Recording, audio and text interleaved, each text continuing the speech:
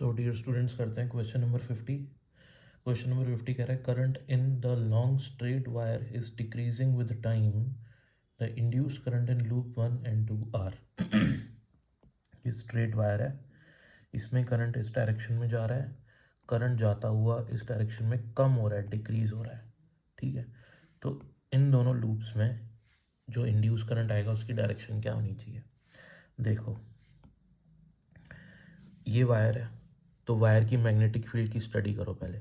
Wire के उधर ऊपर, वायर के ऊपर जो मैग्नेटिक फील्ड होगी, ऊपर वाले पॉइंट वो बाहर आएंगी। ठीक है ना, right hand thumb rule. Current इधर, मैग्नेटिक फील्ड लाइन ऐसे।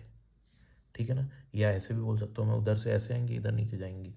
तो यानी कि मैं बोलूँ तो इधर अंदर जाएंगी, फिर ऐसे बाहर निकलेंगी, अंदर बाहर अंदर बाहर।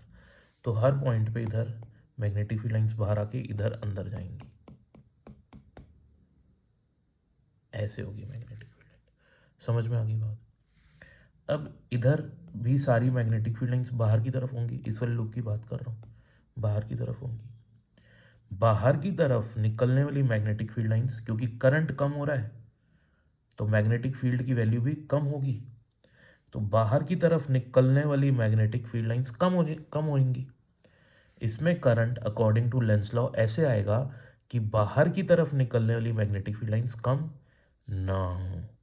वो कब कम नहीं होंगी, बाहर की तरफ मैग्नेटिक फील्ड लाइंस कम कब नहीं होगी, जब इसमें करंट आ जाए इस डायरेक्शन में। ये कौन सी डायरेक्शन होगी अपनी, एंटी क्लॉकवाइज। अगर इसमें एंटी क्लॉकवाइज डायरेक्शन में करंट आ गया तो उस एंटी क्लॉकवाइज वाले करंट की वजह से मैग्नेटिक फील्ड लाइन आएगी बाहर की तरफ। आप अपनी फिंगर्स को करंट की डायरेक्शन में कर्ल करते हो तो थंब मैग्नेटिक फील्ड की डायरेक्शन देता है। तो अगर इसमें इस डायरेक्शन में एंटी क्लॉकवाइज डायरेक्शन में करंट आ जाए तो थंब बाहर की तरफ पॉइंट करेगा।